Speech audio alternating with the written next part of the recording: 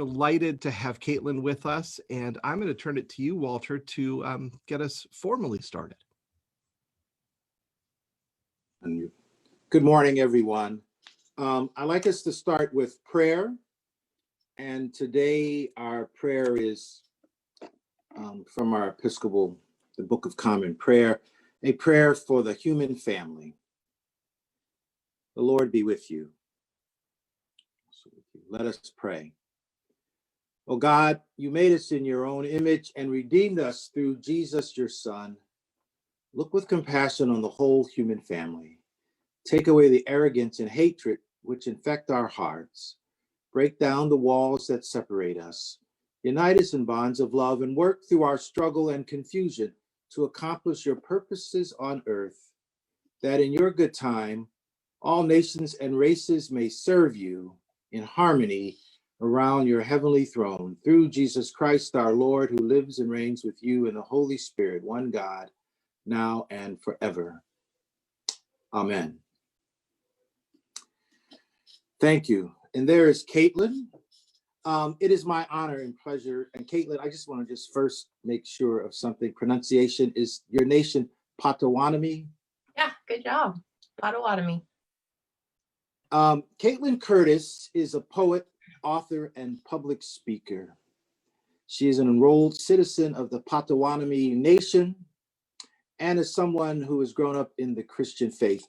In her book, Native, she talks about, I've not heard this word before, but it is beautiful, and it actually fits with a story I just heard about comparing all the races to like being like M&Ms. They all look different colors, but we're the same inside in some ways. But Kaitlin uses this word white-coated, I think, and yet she is Indigenous, a Native from her father's side. And she has this beautiful book, as you could expect someone who's not only a writer of prose, but a poet to write, called Native: Identity, Belonging, and Rediscovering God.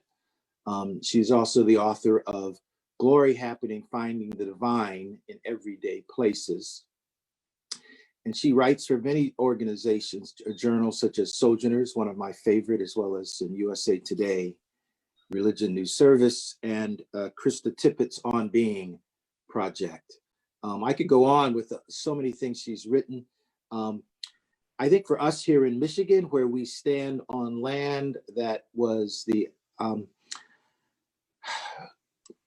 and I'm going to mispronounce this again, Abenaki Nation, which was a collection of Chippewa and others.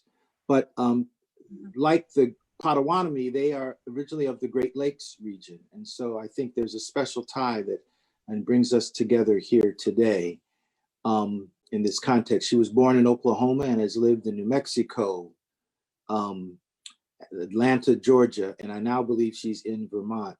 Mm-hmm. And we are honored to have her here today.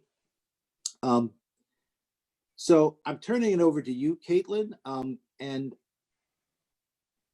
I normally ask just a question, but you could ignore it. But the question is, to begin, is why do you write what you write, or why did you write what you did with Native? And yeah, it's all. Thank you. So before I answer, I'll begin with a land acknowledgement, sort of like what you just did, Walter.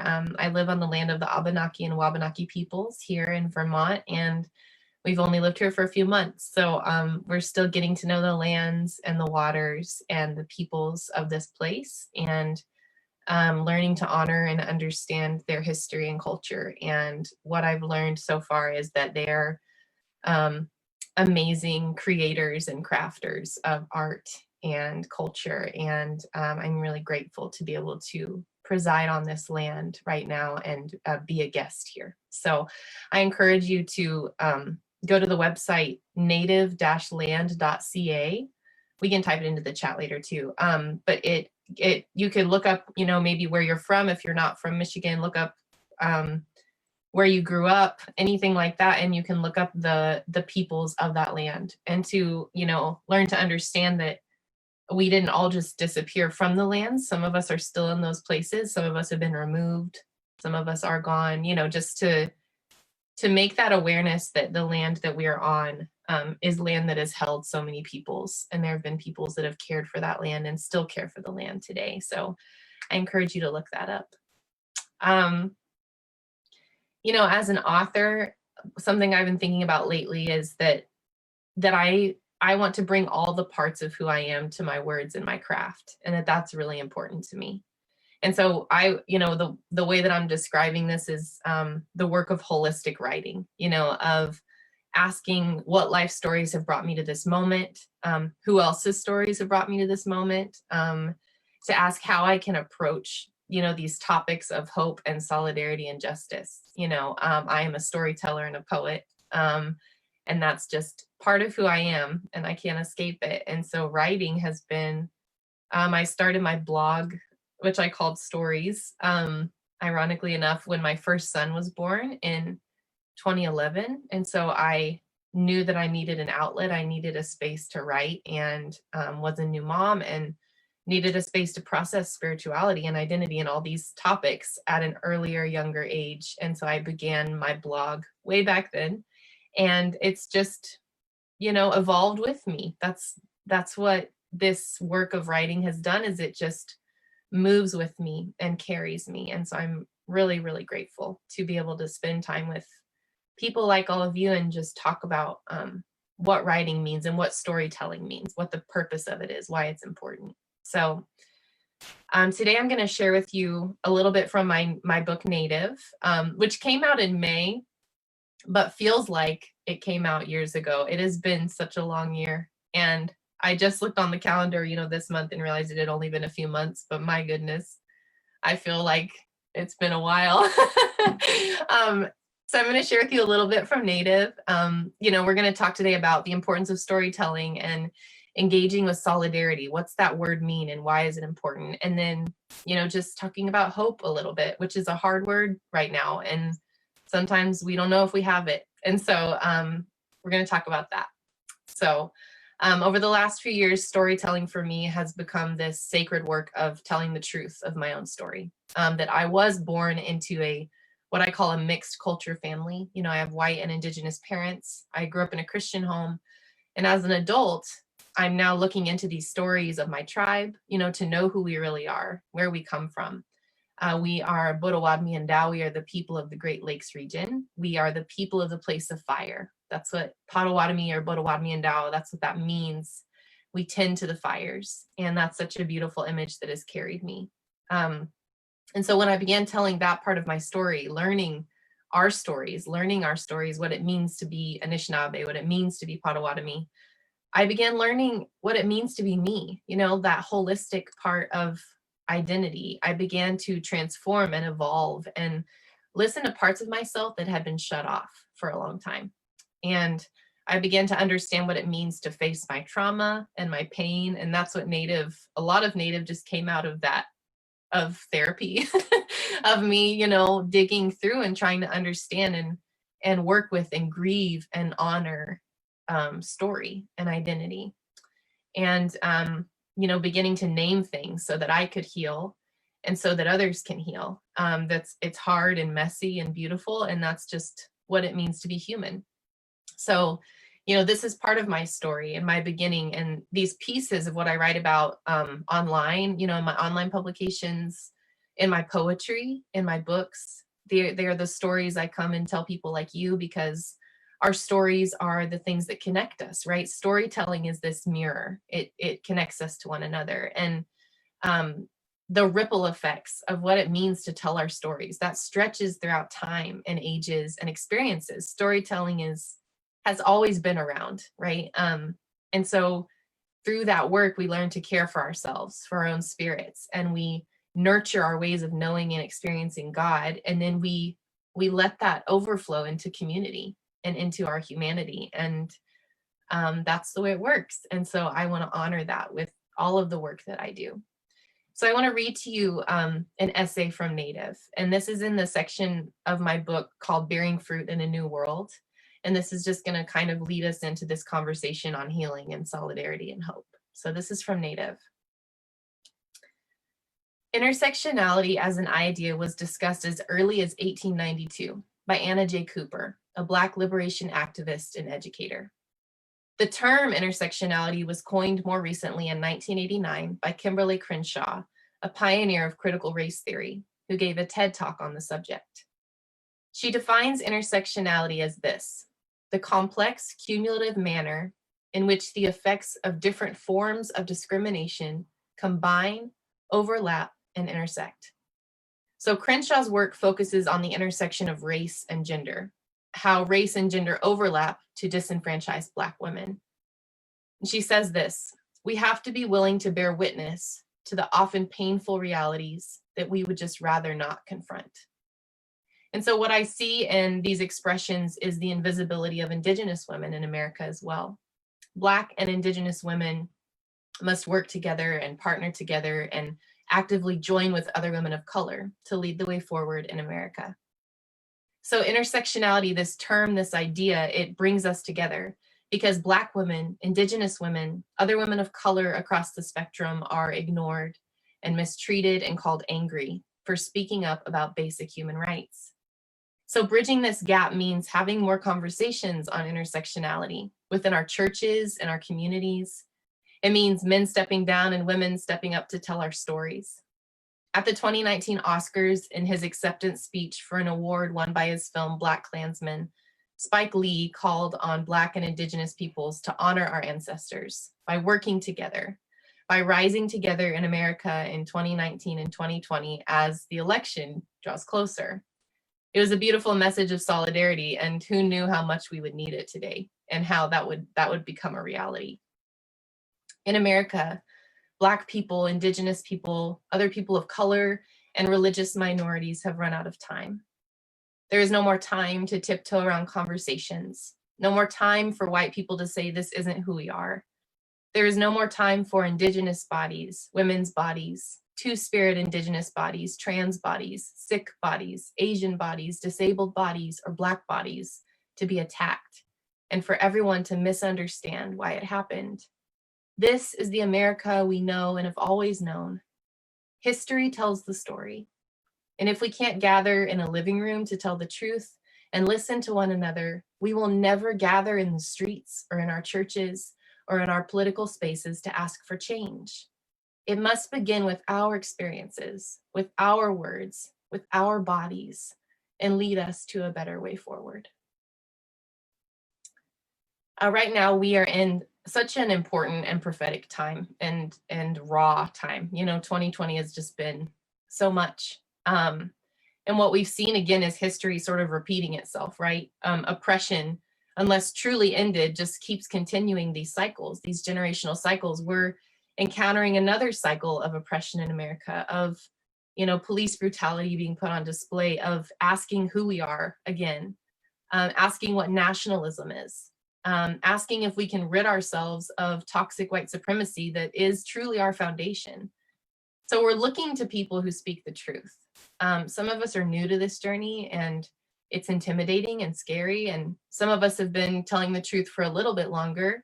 And then there are those who have been telling the truth for generations and we follow in their footsteps. And I have so much hope when I look to those people who are telling the truth, even when it's hard. I have friends of all religions and races and cultures who are naming injustice and practicing solidarity. And we have to remember that this work is not a fad, right? It's meant to last. It's lifelong work. It takes time and energy to keep it going. So hope and healing, they look like solidarity. But what is solidarity and why is it important? I love definitions of words. It's one of my favorite things. So I'm going to give you the definition of the word solidarity because it helped me kind of lock in its meaning. So this is the definition of the word solidarity.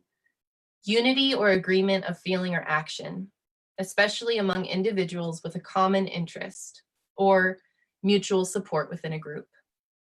So the question is, in 2020, what is our solidarity rooted in? What is our common interest that we are trying to get to? Is it that Black Lives Matter? Is it that America needs to face its own history? Is our humanity our common interest, our common ground?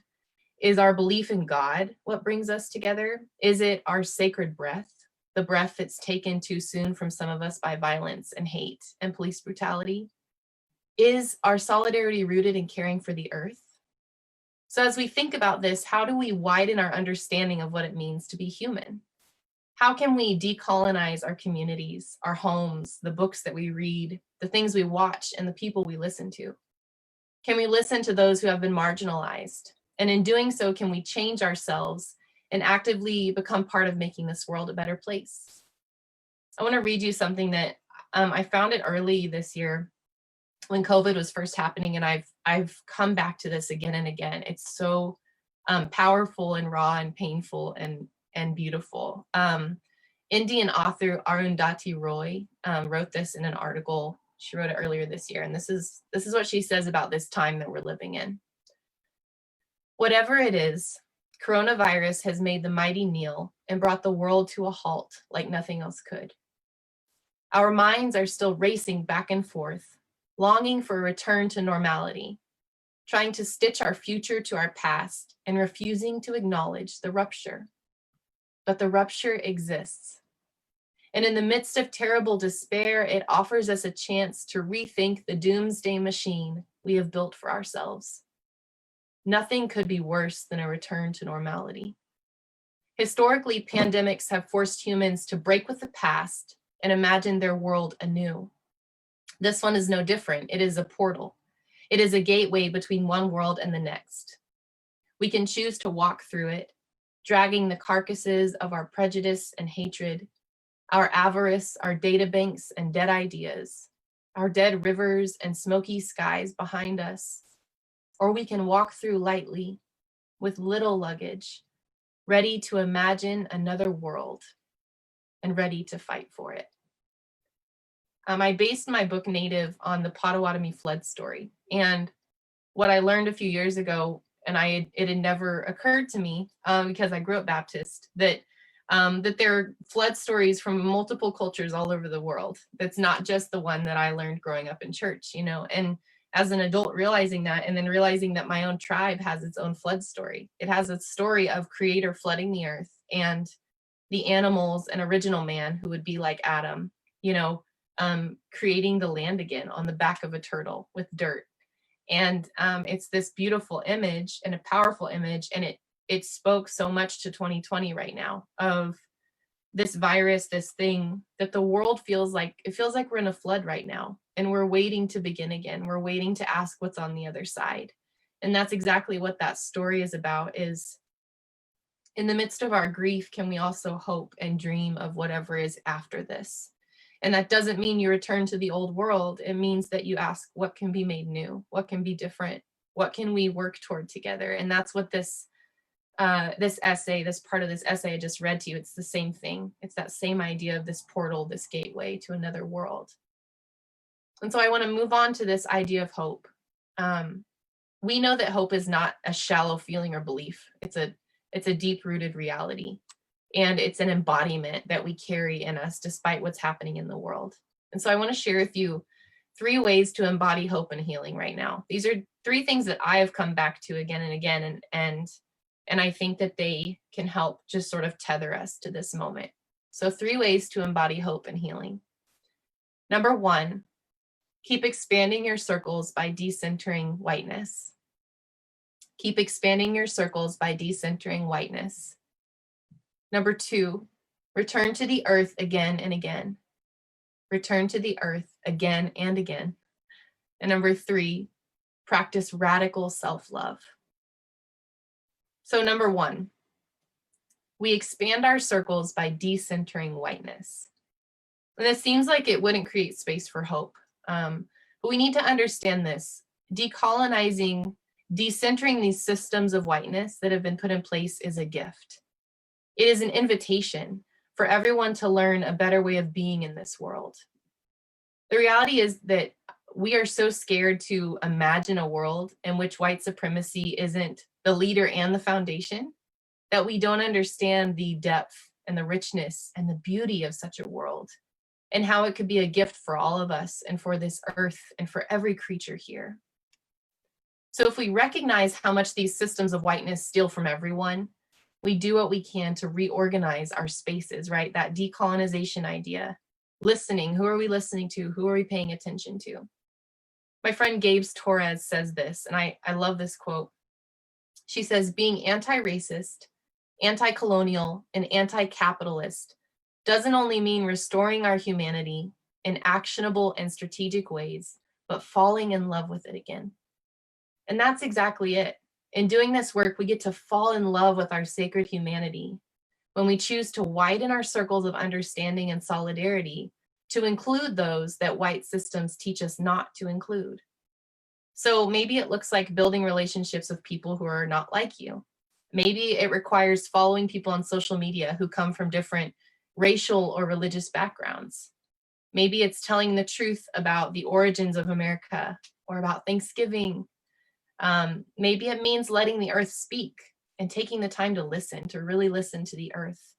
It always means asking how we can be people who love better. So that was number one. Number two was we return to the earth again and again. And so we keep hope in this heavy world and this heavy time by returning to the gifts of the earth. I have found myself reminding a lot of people lately, especially my Black friends, my Indigenous friends, to make sure they're drinking enough water right now. Reminding myself, make sure I'm drinking enough water right now.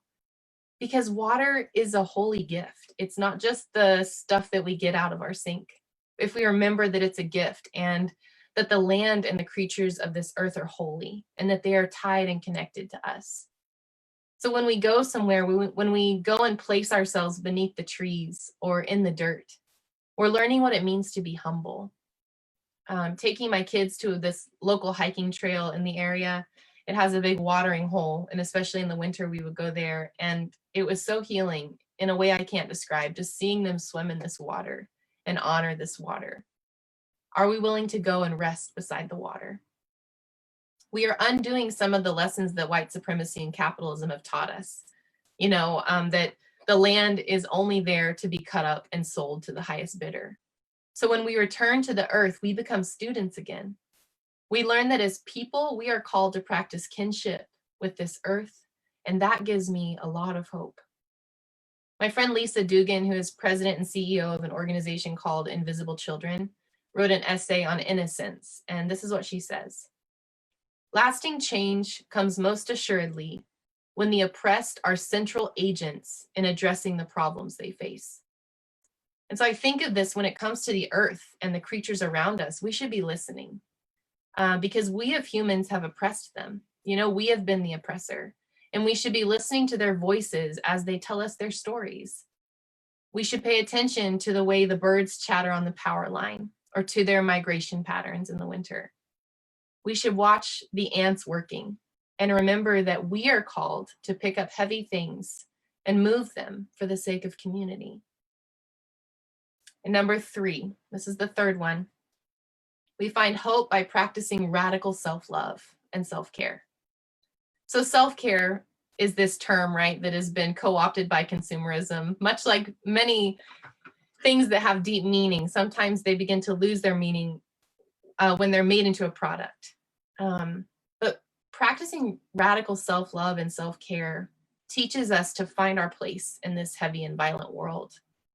We become grounded in the individual work we have set out to do that affects all the people and the systems around us. So where do you need to practice radical self-love? And I want to ask this question because I truly want you to take that question with you today. It's an important question to ask, and it feels selfish to ask it right now, but it's really important to ask it right now because of that ripple effect, right? What we do, the way that we care for ourselves, just simply echoes and ripples outside of us to the communities that we're with, to our families, to our friends. Where have you been neglecting yourself and making it harder for you to do the things in the world that you know you are called to do? Self-care is at the core of our desire to be healthy and to be whole and to feel connected and to tell our story. But of course, we know that within these ideas of self-care, there are layers of privilege. So what might be self-care for a middle-class woman in Beverly Hills is not self-care for a single mom in Chicago or a mother living on a reservation, right? Self-care is tricky, and we have to approach it with caution. But even so, it is necessary for the health and well-being of everyone that we practice self-love and self-care in a way that works for us. And we know that for Black people and Indigenous people people of color, for queer people, it is difficult to approach these topics of self-care because the system of self-care, right, that we've created is often really unreachable for those who do not have the money to care for themselves or the means to care for themselves. So we need to consider all of this and to consider how our oppressive systems keep so many from getting the care they need. That's part of the process. But we know that self-care and self-love is for everyone and that self-love matters, right? And so we bear fruit in a world that is hurting, in a world that is violent, in a world that tries to silence the oppressed. We bear fruit through our resistance, through our solidarity. We bear good fruit through the labor of hope that we never give up on. Our collective wholeness is always on the horizon, right? That new world. We are in the flood, but there's something on the horizon. So may we continue to journey toward that wholeness together. I want to end with one more reading from Native. This is from a chapter called The Pain of Church Spaces. And it kind of speaks to my continual evolution in figuring out my relationship to the church. As I say in Native that, you know, Christianity is a journey. Spirituality is a journey. It's supposed to change. It's allowed to change and evolve. We're allowed to reevaluate and ask questions of what we believe and why we believe it. That's part of being human, you know. And so this is from Native. I want to end with this reading. Not long after I started a job leading worship at a church in Atlanta, I attended a staff retreat at the Monastery of the Holy Spirit right outside town. It was the perfect location for a restful space to dream together. I was longing for the quiet, to have conversations that would foster community and encourage healthy identity dynamics within the church. But it hadn't occurred to me that the weekend would also be incredibly confusing and emotionally fraught as I began to process what it means to be a Potawatomi woman asking difficult questions about God and the institutional church. So one evening we attended a compline service together, and you know, the monks were singing the Psalms and the words of Jesus from the New Testament Gospels over us. It was a short service, but it felt to me like it had lasted for hours. And a few moments in, I began to weep. The heaviness of that moment of listening to these religious men sing to and about God became this tangible reminder that for generations, my own people were not allowed to sing to or about God in the way that we were taught to honor K'che Manado, the Great Spirit, our Mamo Gosnan creator. Instead, we were taught to assimilate, to leave our identities behind, and to become white people worshiping a white Jesus and an even whiter God. So suddenly this holy place became a place wrapped up in pain, and I felt like I could hardly breathe. The next day I spoke with Brother Mark, who's one of the monks at the monastery, and when I told him about my writing, he spoke to me about the wrongs done to Indigenous peoples and about how much respect he has for us. So in that moment, this juxtaposition of my deep pain and my deep gratitude for this man's words came right together. And I saw once again that even in the really difficult work of truth telling, we have to look for those who are already telling the truth. So monks and Native people have a few similar stereotypes told about us. And one of them is that, you know, we're believed to be these wise sages that spout life-giving sayings to anyone who might interact with us. And so that weekend, a monk and a Potawatomi woman converged in conversation. And it wasn't about who was wise or who knew God best. It was just two human beings seeing each other. We have to look for those who are in the midst of arguments over church institutions and diversity, those who are already marching in the streets on behalf of the poor, those who are the church when so many of us don't know who Jesus is anymore. Thich Nhat Hanh says in his book, Living Buddha, Living Christ, this is what he says: people kill and are killed because they cling too closely to their own beliefs and ideologies. When we believe that ours is the only faith that contains the truth, violence and suffering will truly be the result. So the problem isn't that we search for the truth. The problem is that we become obsessed with our belief that we hold the truth, and we destroy entire cultures in the process. So this is the tension that I experience and that I deal with every time I walk into a church. Maybe we can learn to hold the truth that K'che Manado, Mama Gosnan, the Great Spirit and Creator, whatever we name that divine love, holds us And we are to love this earth that we get to live on and honor one another while we are here. My friend Richard Rohr has this quote that I really love. He says, "The true and essential work of all religion is to help us recognize and recover the divine image in everything." So I went back to that monastery a few years later, just for a morning, just to write and think and pray. This time I wasn't a worship leader at a church, but I was still wrestling with my identity in the world. This time I came as a woman, as a writer, as a seeker. And so I walked into the chapel praying that I might see and be seen, that the immigrants at the border might be seen, that those forgotten might be seen, that the hands of God, Mamogosnan Kachemanado, might truly stretch wide enough to hold the pain of every century, the stain of every wrongdoing. Is that even possible? I believe it is. And if it is, that means that sacred love has always existed outside the church, outside the boxes we create with our cultural lenses, outside the distortions that we put on love. Love must be timeless and expressed in all things. And if it is, that means it is the home that we always return to. So that means that God is the father and or mother who will always take us in. And that means, of course, that we are never alone. Thank you. Thank you. Thank you so much. That was beautiful, Kaitlin.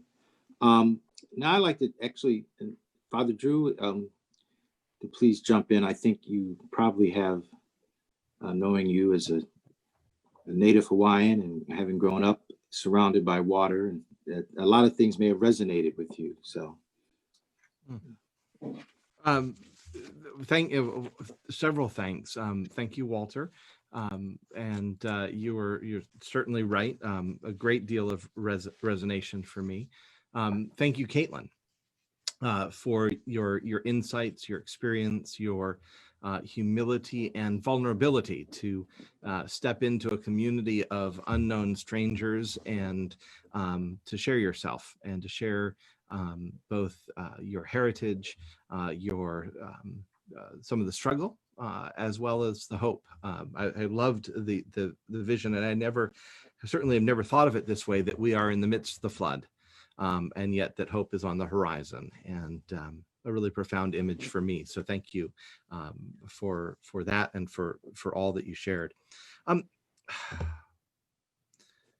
So many places to go.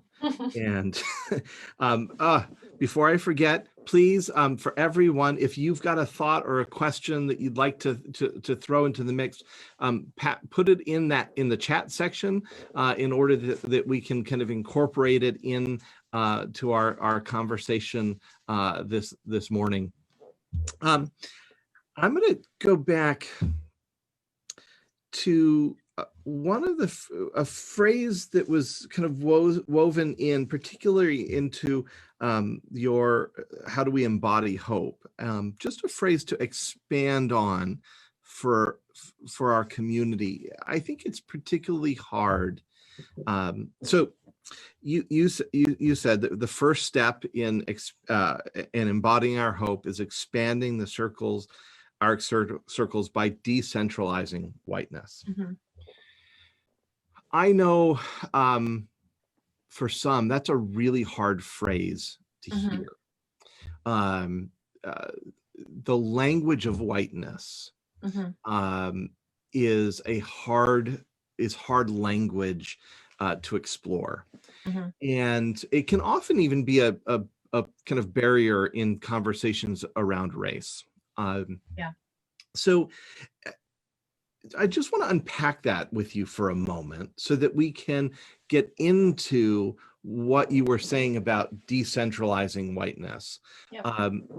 So my question is, what are systems of whiteness from your experience? What does that look like as opposed to being simply a white person? Right. Yeah. I I knew that first one would be hard for a lot of people, and that's why it's so important for me to, even in my book, to frame decolonization and decentering whiteness as an invitation. Like, if we can think of these things differently, then as a challenge to overcome, but think of it as like, this is a gift, an invitation for us to learn a better way of being and embodying love, right?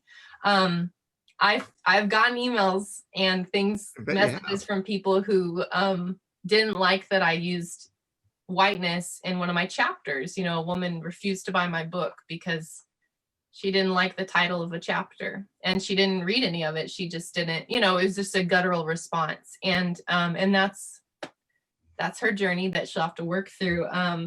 But naming systems of whiteness, I'm a white coded Potawatomi woman. I have white privilege. I participate in systems of whiteness that I need to work through and decolonize. I need to share the voices of Afro-Indigenous people and Brown Indigenous people, if that makes sense. There's a response for me, there's responsibilities that I have and that I know that I have because I don't know if complicit is the right word, but I'm a part of these systems of whiteness. And if we live in America, these systems of whiteness are everywhere, patriarchy, I was in the purity movement in high school, full on, loved it. I was just all over it. And it was this very like, you need to be pure. Your body belongs to God and your future husband. And there are these things that were very set in stone of what it means to be a young woman in America. And those things are perpetuated by these systems of white supremacy, even within our church, even within religion, there's this complicity. So to think of it not as like personal, but that's why I want to use like systems of whiteness a lot, because I'm not just being like, you white person need to, I'm not trying to make it personal. The point is that we do the individual work because we belong to the system. We do the individual work because the ripple effects of that work change things on the macro level. And that's what I think is important. And it's like, again, it's an invitation. We get to be a part of this bigger movement of the publishing industry is really white. And how can I hire Indigenous illustrators to do my book, or, whatever it is. Like we make personal decisions so that we can slowly work to change what's happening out there. Does that make sense? Yeah, I do think it's probably one of the it's a trigger phrase, I suspect, for many that like the woman who responded to that your chapter, it prevents conversation at times because it becomes so personal. And I think it's helpful for us, for others to move beyond the personal to see how it's embedded in our society as a system. I'm struck along this line. I go back to my college days, talking about systems of whiteness. Part of that is framing our identity from a singular place, particularly white America. And an example of that in my experience was in my college days. There was one sentence in my US American history book about Hawaii, and it read that Native Hawaiians asked for annexation in 1893, which they were granted in 1897. That is a sentence told entirely from white American vantage that was untrue from the Native Hawaiian vantage. And that, I think, is a bit of what you're pointing to as a system. It's not about a person. It's not about an individual who is white. It is about a system that preferences an identity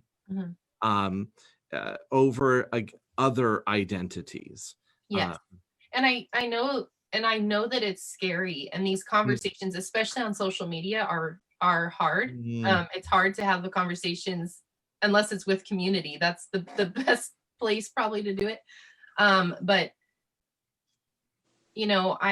I want people to not think of it always as scary, but just to be like, okay, I'm white, so there's that. Now what? Like to not it's not bad to be white, but that means that there's a system that we have to work to dismantle. There are things that we have to work toward for a better world, for an equitable world. And even just starting with telling the truth about history is always a good place to start.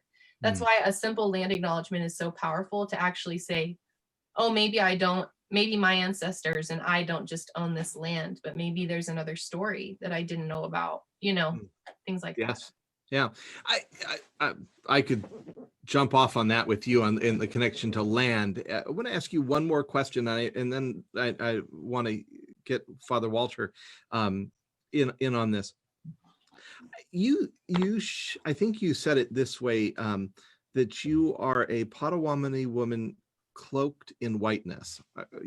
Maybe I've gotten the phrase a little backwards or whatnot, but woven throughout our conversation today, and your book is your multicultural identity. And one that I suspect, forgive me if I'm wrong, is often shaped in part by a projection that you are white. Sure. Yeah. And which I suspect, maybe projecting from my own experience, makes it even more complex. Mm-hmm. Yeah. Yeah, and so I would wonder if you would just explore for us how your identity as a Potawatomi woman has been shaped and challenged by your white heritage and the experience others project onto you. But how we're just explore that side of the conversation for a couple of minutes. Yeah. So a lot of my journey, as an adult, was recognizing that throughout a lot of my younger life. So my father's Potawatomi, and he left my family when I was 9, and so my parents divorced. And so I talk about in the book how I kind of had this life before 9 and this life after 9. So where there was a home where like the Potawatomi-ness and the European whateverness, all of it was all sort of intermingled. And after 9, it was go visit dad in Oklahoma, live with mom in Missouri, kind of that, and what happened was, my safety net was the church. It was the Baptist church. It was what I knew, it was what I grew up in. And then my mom married a Southern Baptist pastor. And so the church just even more so became my safety net. And it wasn't bad. There are toxic things I look back on now and recognize, but I had a good experience in the church. I was loved, and I loved my community. But what I can recognize now is that I slowly silenced a part of myself, right? I assimilated. And I could assimilate because I'm white coded or white passing. And so as an adult, coming to recognize that that was a silenced part of who I am, and embracing it has changed a lot for me. And one of the clearest examples of all of this is I write about in the book, taking my tribal ID to the security line at the airport. You can take, if you are a federal tribal member, if you're part of a federally recognized tribe and you have a tribal ID, you can use that at the airport instead of a driver's license. And so as an act of resistance for me, as a part of my identity, it was important that I started using that. And what that meant was I needed to be prepared to be detained. I needed to be prepared for them to look at it and think, I have no idea what you are or what this is. And that happened to me over and over again, to where I would be in the line just like sweating, but I knew why I was doing it. I knew that it would be this moment of reminding them that we're still here. When I handed that card over, even though I'm white passing, their demeanor changed right away. There were only probably 2 to 3 times that the people who took the card smiled and said, like, you're here and we're grateful for you. The rest of the time it was a brusque, like, oh God, like, here we go type of thing. And it was really painful. But I also know that my Black and brown Indigenous friends, if they were to bring that in the line, would be treated far worse than I was. because that racism is then put on top of the colonization, if that makes sense. That's one of the things that has always stuck out to me, is we are still here, and Indigenous people have varying degrees of skin color, which is why we're not a race, and that's another complicated conversation. But using my tribal ID was a way that I could say, this is who I am, and I travel and speak, so I used it quite a bit, especially for the last few years, and it was also very painful. It was a painful reality to see that erasure, at an airport in the security line often. So that's just an example of all of this journey, and kind of a way that I embrace that part of me that I silenced a lot of my childhood. Thank you.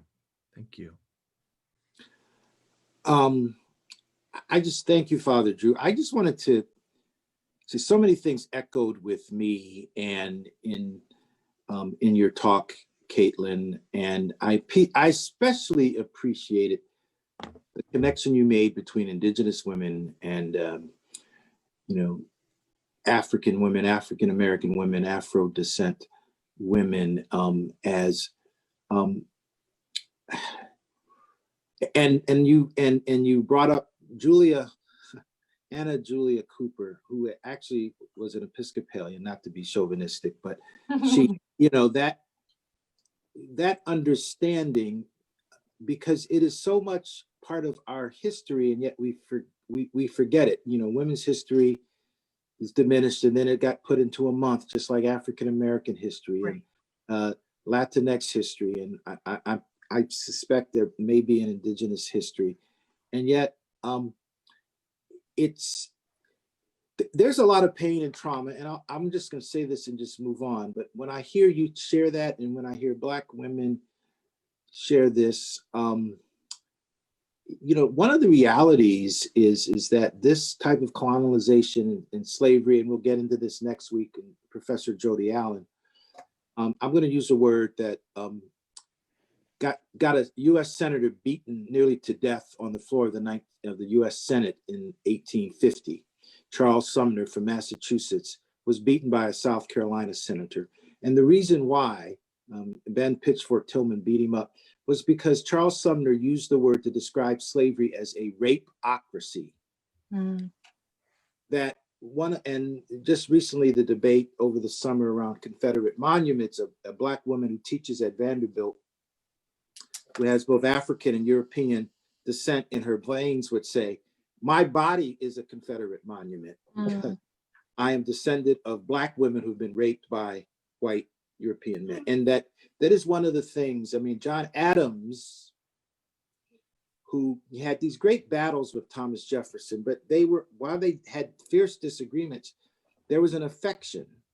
But so one of Adams's colleagues, allies, when the stories about first surfaced about Thomas Jefferson and Sally Hemings, his slave, Adams's colleague was delightful, because this could be a smear to Jefferson, on Jefferson. But Adams was saddened, and he was not saddened because Jefferson was caught, but he was saddened because he said, well, of course, when you own other people, chattel, this is a natural result, because you can do with property. And I just think about when you also bravely, you talked about capitalism and this problem that when we think we can own land, own water, own air even, we can sell air rights. Well, you can make those things of God's creation commodity. We have also made human beings commodities. And your book talks about that. So to me, that is probably one of the things that most resonated. But I just wanted to talk about whiteness, and I only know whiteness because I live with someone that's of European and Arab descent. But this is yesterday we have a group that meets, we call it Sacred Ground, and yesterday's topic was actually whiteness. It was about how European immigrants, whether the first ones, and someone in our group was one of, came over to Massachusetts in the 17th century. Others were more later Europeans from Central Europe, Germany, or at Italy, England, Wales, you want to name it. But one of the thing about these folks when they came over they really didn't view themselves as white per se. Yeah. That came later, and some of it came out of some German scientists. But what really was part of, and last week our actual guest, Peter Jarrett Shell, talked a lot about whiteness, and Shays' rebellion was in some ways the beginning of recognizing we need to incorporate these poor white indentured servants and separate them from Black and Native people. So the discussion yesterday was fascinating to me about how people, in some ways blended into whiteness. And one example, and I'll finish, was this story of, and we love Ford and Henry Ford, Ford Motor Company, but there was this story, but he was an anti-Semite among other things. But one of the things that the Ford company did, they had schools on how to become an American, Americanization schools. But that actually meant white. And because what they did was they literally was at the graduation ceremony, people, if you were, let's say, Hungarian or Slovak or you would, on one side of a thing, you would wear these ethnic clothes of Europe that, what your people would wear. And then you would go through a tunnel or pass and be given American clothing. Wow. You are now an American. And of course, Black people were not, that was called the melting pot thing. Yeah.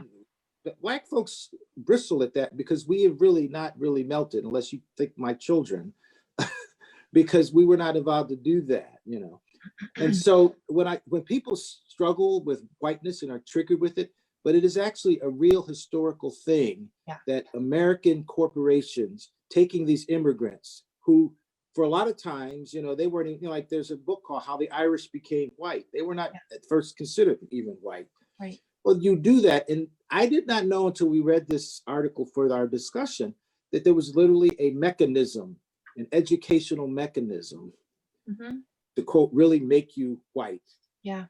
Get rid of the food and the clothing and your language. Yep. And now you are a God bless American.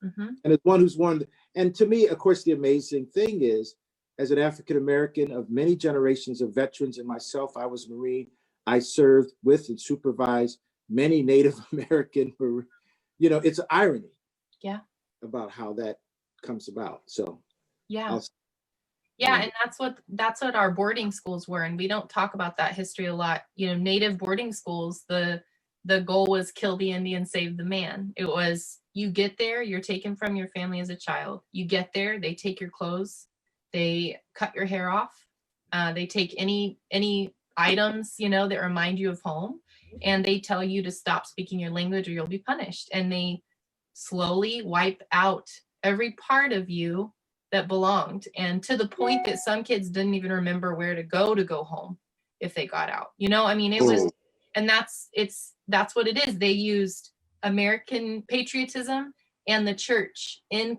combination. God's will is that you speak English, that you do these things, that you act this way. And that's exactly what it was. It was this forced assimilation. And that is a system of whiteness. And we can't, if we want to talk about history, we have to talk about it. But that doesn't mean that we can't do anything now. It's just, but you're right. It's all there if we look. I'm just looking at the time. We have we have a couple of responders who I'd love to bring into the conversation. Susan Chaklos and David Redfield. If they could, I see them at the bottom of my screen, but if we wanted to spotlight them. Just a minute. And I think Susan even put something in the chat, if I think I saw that correctly. Yeah. Yeah, what I just said, I think. Yeah, Oh, actually, I did it before she said it. Wait. You said Harbor Springs, Michigan had one of these schools? Yeah, that Catholic church that's up there, there's a building behind it, an old building. That was a boarding school for the local, Whoa. the peoples of Michigan in that area. And The kids were taken away from their homes. They didn't know how to get back home. Yep. And, and their home may have been only, 20 miles away, but they were taken at such a young age. Mhm. Wow. That's I mean, there were many in Michigan. That's the one that I'm most familiar with. I had no idea that they were that far east. I thought they would have been out Dakotas only, and I know friends of mine in Canada, but in Michigan, wow. Oh yeah. All over the place. Mhm. Well, Susan, do you have a question or a response? I really liked her comments about that we are in the midst of a flood. I was aware that there are flood stories in every culture in the whole world. I actually did a paper on that in grad school because I was taking a class on American Indian, to be honest with you, and so I was looking at those. But I've thought of this time right now that we are in a pause, and this whole idea of going back to our former normal. Yeah. I hope we don't go there. I think there's so many things that are coming out of this year or more that I hope we carry forward. But to look at it as a flood, I just thought that was just amazing. And getting in touch. I'm in this class with Walter that's doing a sacred ground, and really looking at my whiteness and what that has meant growing up. I'm in the process of reading the book Waking Up White, and as a woman, and realizing how I have been privileged by that, and then what can I do? I mean, exploring how can I change how I live to widen my peoples. So my experience with humanity. I really, really appreciated your talk today. Thank you so much.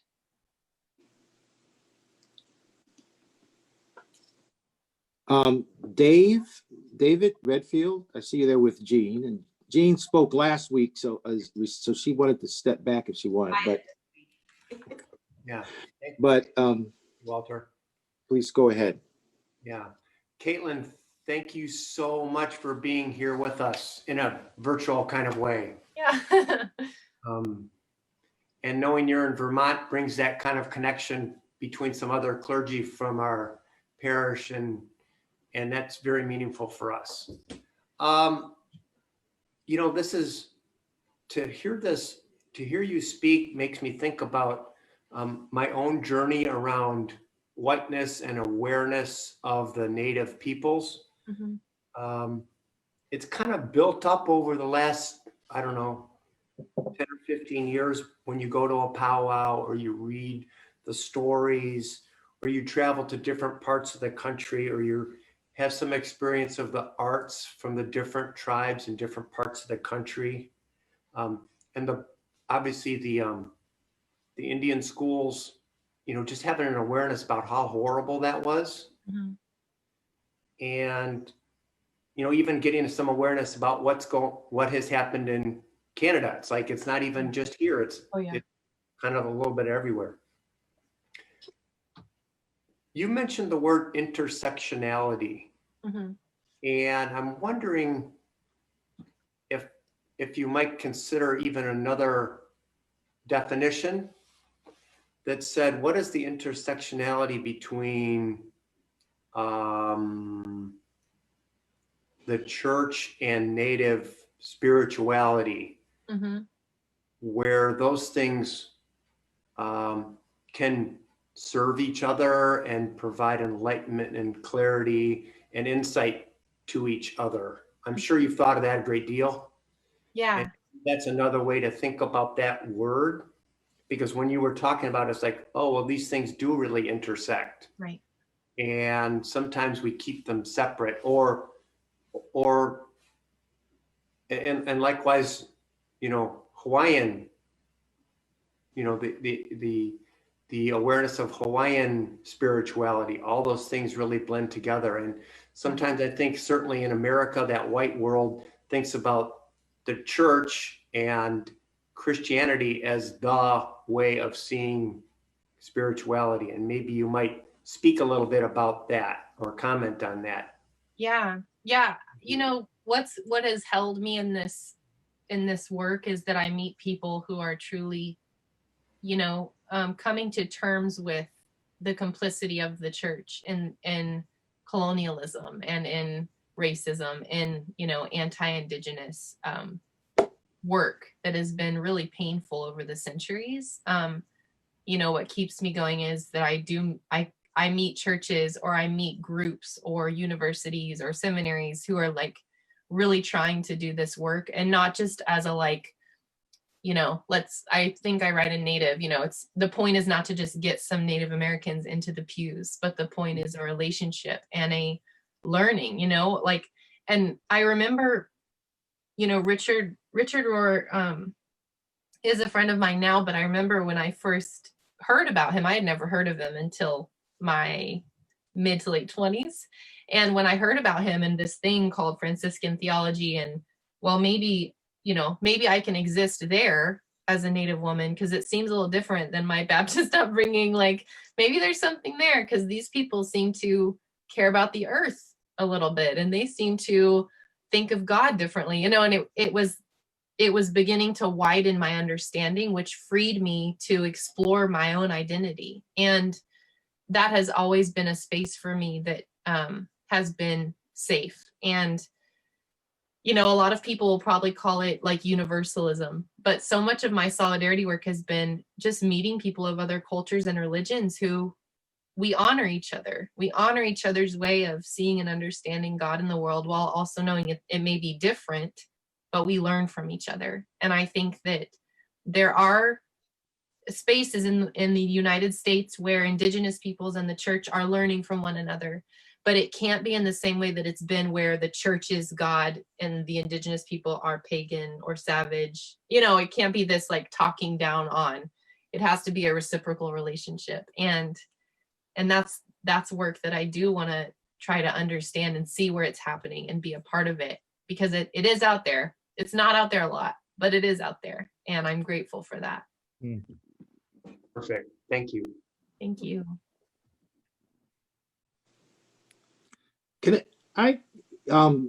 I say, and I did not ask Kaitlin, we had some conversations over email, but I didn't say what parts of the book to read from. But if I was going to pick, I would have, you know, what you talked about, the introduction and the chapter on the pain of the church. So I smiled when you read from that.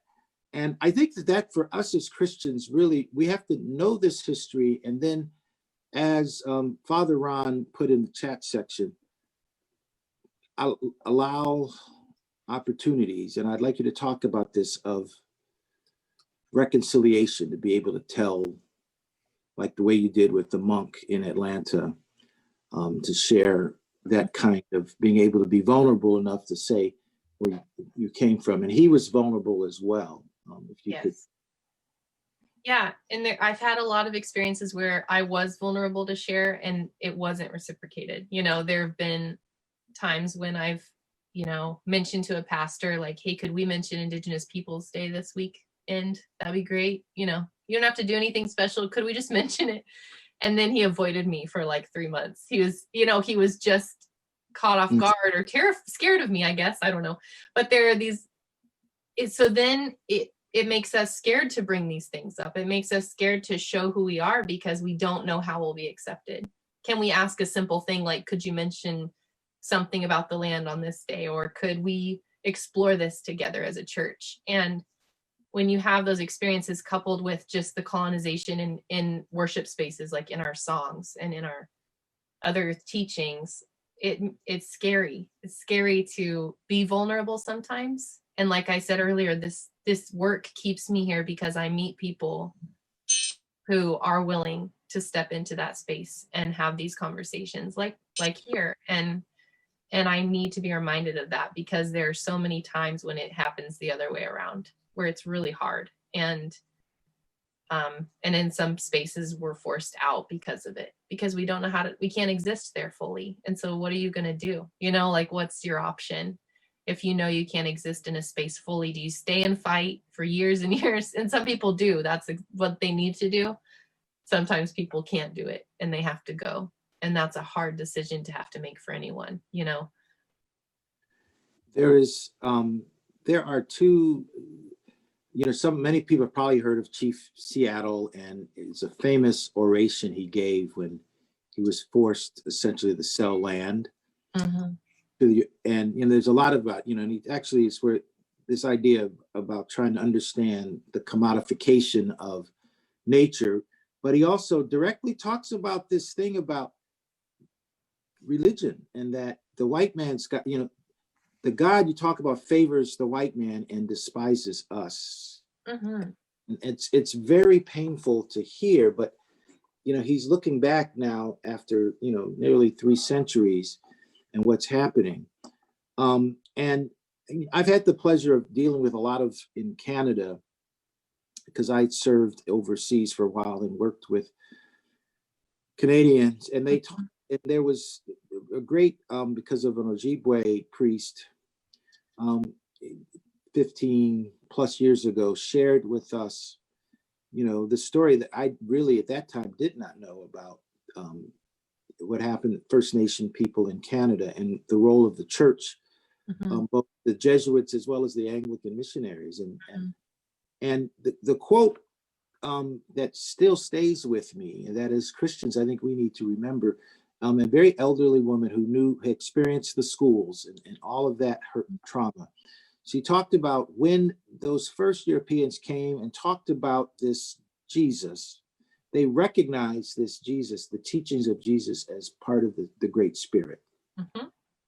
And so they recognized Jesus, so they accepted Jesus. And then she finishes, but what we got was the church.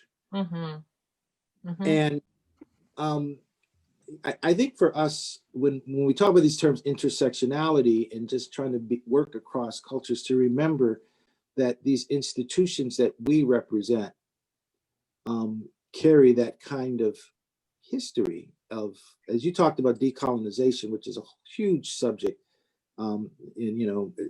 Particularly, I think if we try to become a post-colonial church, but that's the reality that we have, is that we wanted Jesus, but we got the church. That's right.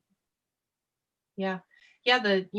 Look up the doctrine of discovery, which I didn't even know about, but look that up. And that was, European, especially men, were given permission to come here, and whatever land they thought didn't seem Christian enough, they could take the people, the land, whatever they wanted, get rid of them, whatever you need to do in the name of God, all in the name of God. And so our literal foundation is white men who are Christians.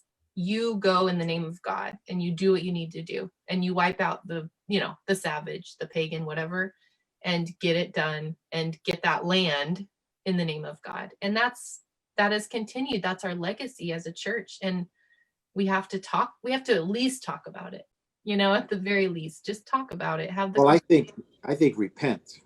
Yes. Oh yeah, for sure. For sure. But at least acknowledge, It's getting close to 11:30, and I wanted to get Father Drew to either sum up, or anyone else that might want to add a question in the chat room. Or I actually, before you go, I just wanted just so I could repeat the 3 things you talked about: a decentering whiteness, a return to the earth again and again. Mm-hmm. And was it practice radical self-love? Yes. Practice radical self-love. Thank you. I'll put them in the chat real quick. Thank you. That's one of the questions I was going to ask you, but you've already answered it. So it gives me another a chance to go in a slightly different direction as we wrap up today. We'll hold on to those questions, Kaitlin, and we'll also push them out to the community as we continue to explore this conversation in the days to come.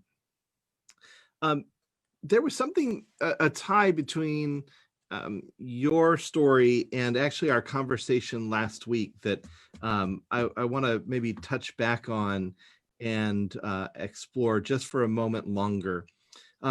Last week in our conversation, we talking about whiteness. We acknowledged that this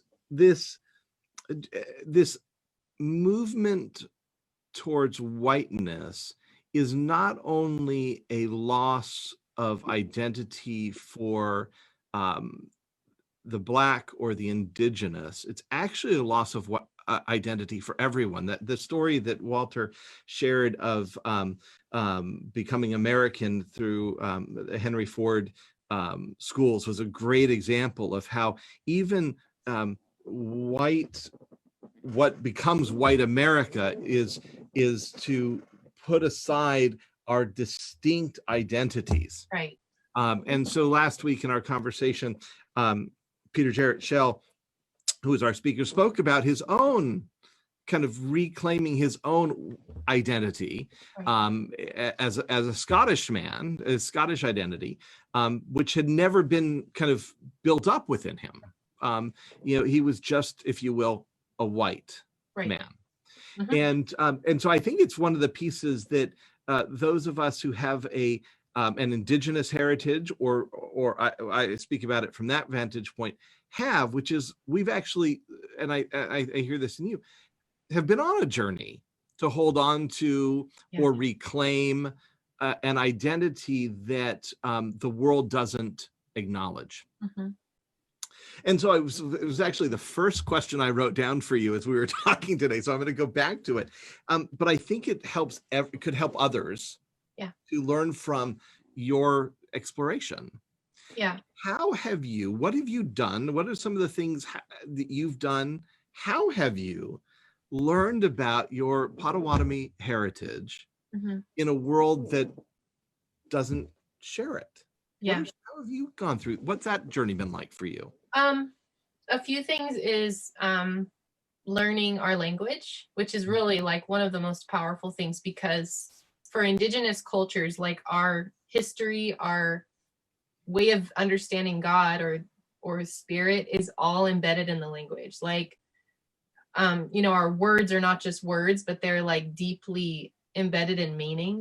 They have this just gorgeous imagery and symbolism that I never knew growing up. I didn't even know we had our own language growing up because no one in my family talked about it. Like how much I could have known and how much my children will know more than I did.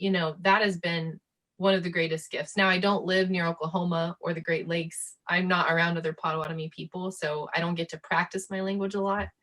A lot of my connection is online, but I'm grateful for that. I'm grateful to even have that. Learning from other Indigenous people, like, Native is full. I mostly wanted to cite Indigenous people in Native because I hoped that people wouldn't stop with me. Like, I hope that people will go and read any of the other books I've cited because we learn from each other that way. Yes. Connecting especially with other Indigenous women has been really powerful for me. I think that's just a few. And then just learning our stories, being a storyteller. And, the thing about whiteness, it's why, DNA tests are so popular, is because of course we want to understand who we are. And with this idea of, can white people know more of who they are, DNA test companies have certainly profited off of that. Mm-hmm. And in some ways, negative ways, because you have white people claiming to be Native American. Anyway, it can get dangerous. Yes. But also for us to actually learn who we are, to learn that I am also Scottish, Irish, and that's Druid culture is important to me, and that I'm also Potawatomi, and my kids are German from their dad's side, and they're also Potawatomi. Like that is a beautiful thing to know who we are. That's not bad. And so how can we do it in an ethical way, in a way that honors other people? It's a journey, and it's a lifelong journey. I always tell people the work of anti-racism or anti-colonial work, or whatever you want to call it, decolonizing, this is lifelong work. It's not like it's done in a week and then we got from point A to point B. It's lifelong work. And that's the point. It should be lifelong work. We keep going, Mm-hmm. And that's what I would leave all of you with, is that to know it's for the long haul. It's going to take a while, and that's okay. Yeah. I want to ask one final question.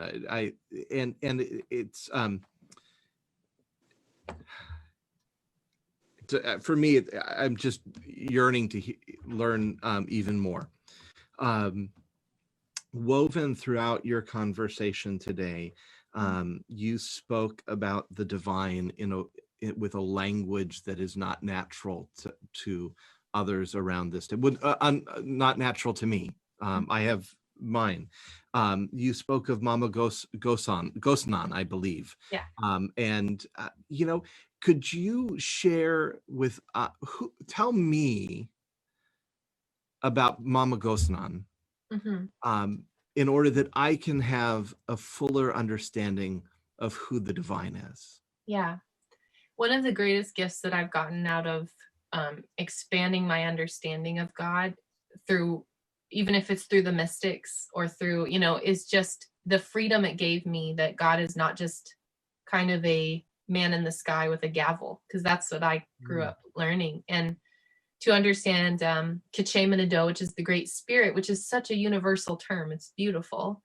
Mamo Gosnan, we have the first prayer I learned in Potawatomi, the one I know best, is you start it saying Miigwech Mamo Gosnan. You start it with gratitude, of course. And Mamo Gosnan is creator. That's the best way that in English, that's what we would say is Mamo Gosnan is creator. But to me, it's also just this expansive term of kinship and connection. So, the earth was created by this being, spirit, divine love, and is in relationship to the earth, to Sigamakwe, which is what we call Mother Earth, and to us and all the creatures of the earth. And so to me, Mamo Gosnan is not this like distant God, but is this very communal, kinship tied being or spirit that I know will always be there, if that makes sense. And is on the journey with me. Well, Kaitlin, I can't thank you enough. I can't thank you enough for your story that you were willing to share with us, for helping us to understand our humanity more deeply, more richly, more beautifully. I can't help but thank you enough as well for that last word of insight and teaching, which helps me to understand God more beautifully as well. I think that is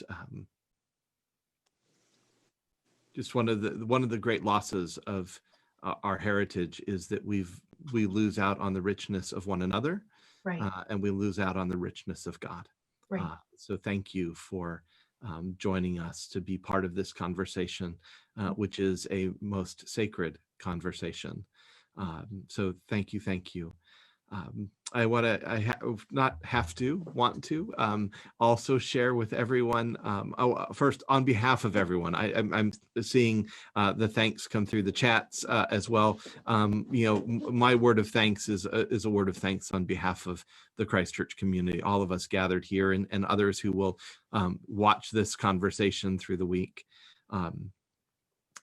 I want to also just invite everyone to join us next week. We continue this conversation looking very concretely at the history of slavery in America, which is an enduring legacy that we have to battle still today. We'll be joined by Jody Lynn Allen, professor at the College of William and Mary, who will help explore the history of American slavery in a profound and unique way.